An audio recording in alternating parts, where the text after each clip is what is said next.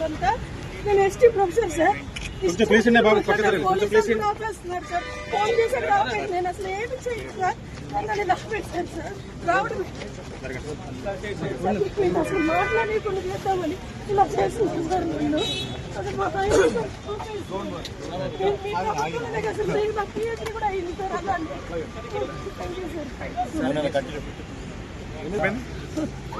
అలాంటి ఇప్పుడు ఎంత అన్యాయం చేశారండి. డిప్యూటీ సీఎం డిప్యూటీ సీఎం గారికి కూడా నా నమస్సమాంజలు.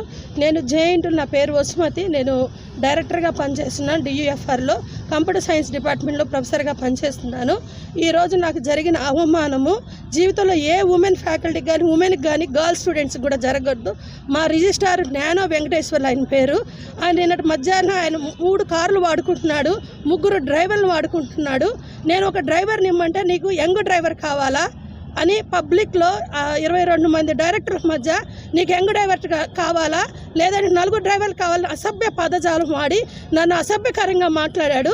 నేను రేపు డిప్యూటీ సీఎం గారికి రిప్రజెంటేషన్ ఇస్తానేమో అనుకొని నన్ను ఈరోజు మార్నింగ్ వస్తుంటే పోలీసు వాళ్ళు మెయిన్ గేట్ దగ్గర ఆపేశారు. నా కార్ అంతా చెక్ చేశారు. కొంచెం ముందుకు వచ్చిన తర్వాత మళ్ళీ పోలీసు వాళ్ళు వచ్చి మీకు ఏమైనా అయ్యిందా, మీకు ఏమైతే మీ స్టూడెంట్స్ నా కారులో ఎవరు కూడా లేరు, నన్ను మీరు ప్రొటెక్ట్ చేస్తున్నారని పోలీసు వాళ్ళు మీ వాళ్ళు ఆపేసేయమన్నారు అన్నారు. మా రెక్టార్ సార్ గారిని ఎవరు కానీ ఆపలేదు. రిజిస్ట్రార్ జ్ఞాన వెంకటేశ్వరరావు గారే ఇది వాళ్ళకి ఫోన్ చేసి ఒక మేడం వస్తారు ఆమెను అక్కడ ఆపేసేయండి అని చెప్పాడు. అది చెప్పినందుకు పోలీసు వాళ్ళు నన్ను ఆపివేసి నా కార్ అంతా చెక్ చేశారు. ఇది ఉమెన్కి జరుగుతున్న మహిళకు జరుగుతున్న అన్యాయం. పోలీసు వాళ్ళు అక్కడ నన్ను ఆపి అసభ్యకరంగా వీళ్ళు మాట్లాడిన వాళ్ళు వినకుండా నన్ను ఆ కారు ఆపి మధ్యలో ఆపేసి నన్ను మాట్లాడినందుకు పోలీసు వాళ్ళకి తెలియదు. యాక్చువల్గా ఈయన ఏం చేశాడని వాళ్ళకి తెలియదు. వాళ్ళ తర్వాత మా వీకేఆర్ సార్ ఫోన్ చేసిన తర్వాత నన్ను వదిలారు. ఇది రిజిస్ట్రార్ ఏంటంటే ఇంకా 4 డ్రైవర్లు కావాలా, అసభ్య పదజాలం, ఇష్టం వచ్చినట్టు మాట్లాడతాడు పబ్లిక్లో. ఆయనకి రిజిస్ట్రార్ పదవి రావడంతోనే మహిళని కూడా చూడకుండా ఇష్టం వచ్చినట్టు మాట్లాడుతున్నాడు. ఇది ప్రభుత్వానికి మీరు దృష్టికి తీసుకెళ్ళాలి. రేవంత్ రెడ్డి గారికి, సీఎం గారికి తెలియాలి. అలాగే మా ఉమెన్ కమిషన్ కూడా తెలియాలి. అలాగే ఎస్టీ కమిషన్ కూడా తెలియాలి. ఒక ఉమెన్కి ఇంత అన్యాయం జరుగుతుంటే, ఒక చదువుకొని ఇంత పెద్ద చదువులో ఉట్టి కూడా మేము ఉమెన్కి ఇంత ప్రొటెక్షన్ లేకుండా జైంట్లో మేము ఉన్నాము. ఇతని వల్ల మాకు థ్రెట్ కూడా ఉంది. ఇతని వల్ల మాకు చాలా థ్రెట్ ఉంది. ఇతను మమ్మల్ని చంపేస్తాడేమన్న భయంగా ఉంది నాకు. ఈరోజు పోలీసులనే పెట్టాడు, రేపు రౌడీలను పెట్టి కూడా నన్ను చంపేస్తాడేమన్న భయం ఉంది.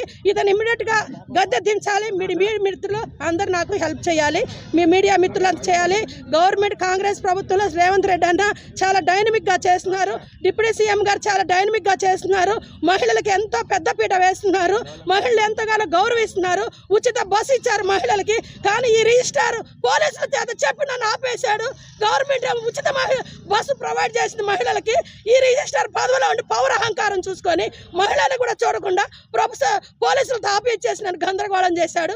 దీన్ని నేను ప్రభుత్వానికి తీసుకెళ్లాలనుకుంటున్నా. మీ మీడియా మిత్రులందరూ నాకు సహాయం చేయాలని కోరుకుంటూ నా విన్నపాన్ని ప్రభుత్వ దృష్టి తీసుకెళ్లాలని కోరుకుంటున్నాను. Thank you.